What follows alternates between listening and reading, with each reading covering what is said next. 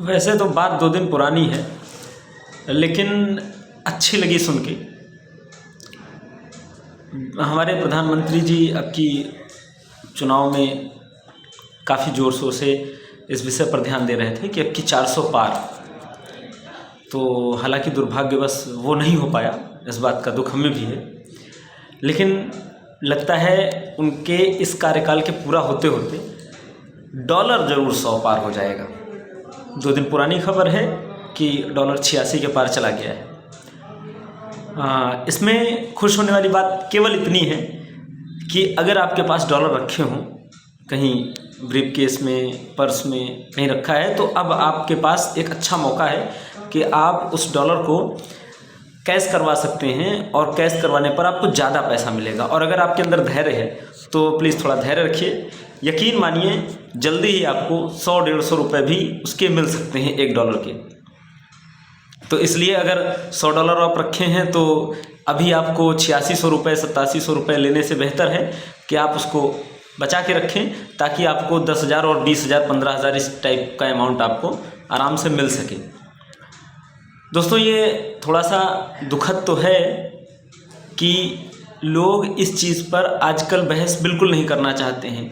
कोई मीडिया में कोई बहस नहीं मिलेगी आपको किसी भी तरीके की। आप देखिए, कुंभ का आयोजन हो रहा है, बहुत भव्य आयोजन है, मैं तारीफ़ करता हूँ। इतने बड़े आयोजन को संभालना, उसका प्रशासन देखना एक अपने आप में बहुत ही बेहतर काम है और बहुत सराहनीय काम है।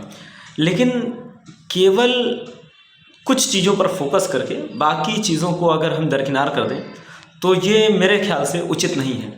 और अगर इस तरीके की चीज़ें चलती रहीं तो हमारा पड़ोसी देश पाकिस्तान, उसके बारे में तो आप जानते ही होंगे, उस जैसे हालात तो नहीं होंगे, होने भी नहीं चाहिए। हमारे देश में इतने महान महान अर्थशास्त्री हैं, हमने दुनिया को बहुत कुछ दिया है, तो अगर हमारा भी हाल वैसा ही हो जाएगा तो फिर कोई मतलब नहीं है हमारे देश में इतने इंफ्रास्ट्रक्चर और इतनी क्वालिटी होने का। इसलिए उम्मीद कीजिए और प्रभु से ये दुआ कीजिए कि ऐसी स्थिति ना बने।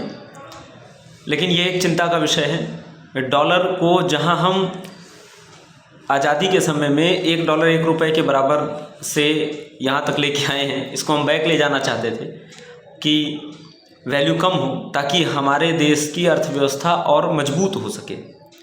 उसके जस्ट अपोजिट उसके इतर चीज़ें हो रही हैं और अब देश में काफ़ी हद तक चीज़ें खराब होने वाली हैं अगर इसी तरीके से अर्थव्यवस्था में डॉलर की मांग जो है, डॉलर का जो वैल्यू है वो अगर इस तरीके से बढ़ता रहा और रुपए का वैल्यू अगर इस तरीके से गिरता रहा तो हमारे देश में एक बहुत बड़ी समस्या का सामना करना पड़ेगा हमारे देश को।